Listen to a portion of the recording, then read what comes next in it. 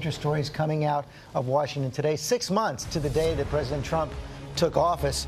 The president is saying that the GOP health care effort isn't dead yet, as the Senate Republicans are trying to revive their health care bill after meeting with the president yesterday. He told them to stay in Washington until it was done. And Senate GOP leader Mitch McConnell is sticking by his decision to hold a vote to repeal Obamacare next week, despite a damaging report from the Congressional Budget Office, which estimates the repeal would increase premiums and cause 32 million Americans to lose coverage over the next decade. On the Russia investigation, Jared Kushner now set to meet behind closed doors with the Senate Intelligence Committee on Monday. Donald Trump Jr. and Paul Manafort have been invited to testify to the Senate Judiciary Committee on Wednesday. And that Russia investigation clearly weighing on President Trump. He took it on, issuing a blunt warning to Special Counsel Mueller in an explosive interview with the New York Times. Our senior White House correspondent Cecilia Vega joins us with all the fallout. Good morning, Cecilia. George, good morning to you. Russia very much on the president's mind on this 6-month mark. Virtually no one off limits, especially his own attorney general. The president using this interview to publicly bash Jeff Sessions.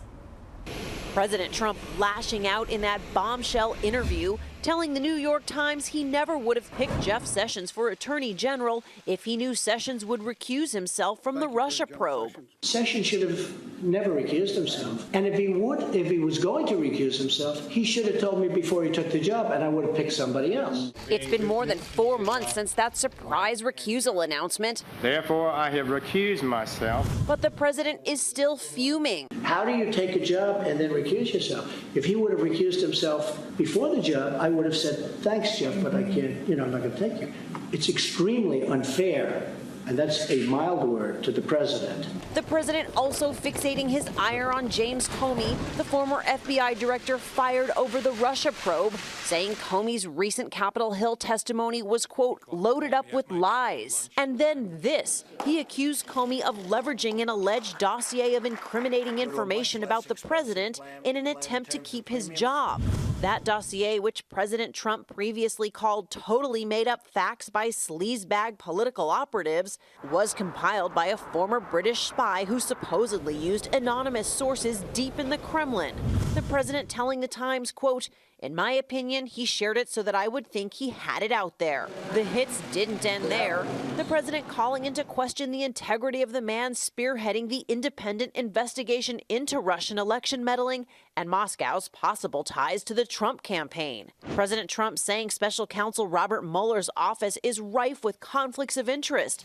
And he warned investigators would cross a red line if they looked into Trump family finances not tied to Russia. I think that's a violation, the president said. Look, this is about Russia. The president also speaking publicly for the first time about that previously undisclosed conversation with Russia's Vladimir Putin at the G20 summit, saying they only spoke for about 15 minutes. Actually, it was very interesting. We talked about adoption, Russian adoption, which is interesting because that was a part of a conversation that Don had. Now, one other headline from that interview. You'll remember last month the president's tweet saying that he's under investigation for firing the FBI director. Well, he now says he doesn't think he's under investigation, George, saying, quote, for what? I didn't do anything wrong.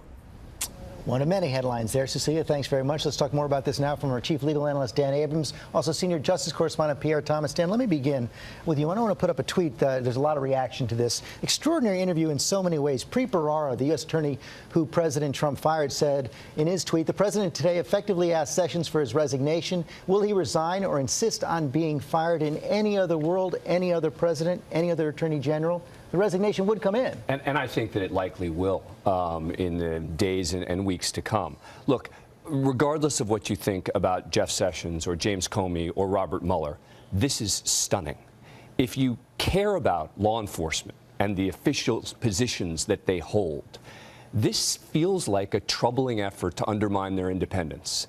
You have the President of the United States in one interview attacking directly or indirectly the Attorney General, the Assistant Attorney General, the acting FBI director, the former FBI director, and the special counsel, all in a matter of a few paragraphs. That's astonishing. And he did it in such a casual way. Yet, Pierre, your reporting last night, all signs are that the Attorney General hunkering down. George, last night the Justice Department declined to comment, and early indications are that both Sessions and the Deputy AG plan to keep their heads down and will try to keep working. But make no mistake, top officials were very aware of everything the president said, and it creates a tremendous amount of pressure, an unusual work environment to say the least. The notion that the president of the United States is criticizing the nation's top law enforcement officials in this manner is so unusual. Yes, they're political appointees who serve at the president's pleasure, but the Justice Department, at least in terms of criminal investigations and also national security investigation, is supposed to have a degree of independence and autonomy, George. And Pierre, in that interview, not one but two threats, warnings to the special counsel Mueller. The first one about going into the president's finances. The second one saying that he knows about a lot more conflicts of interest, may reveal them later.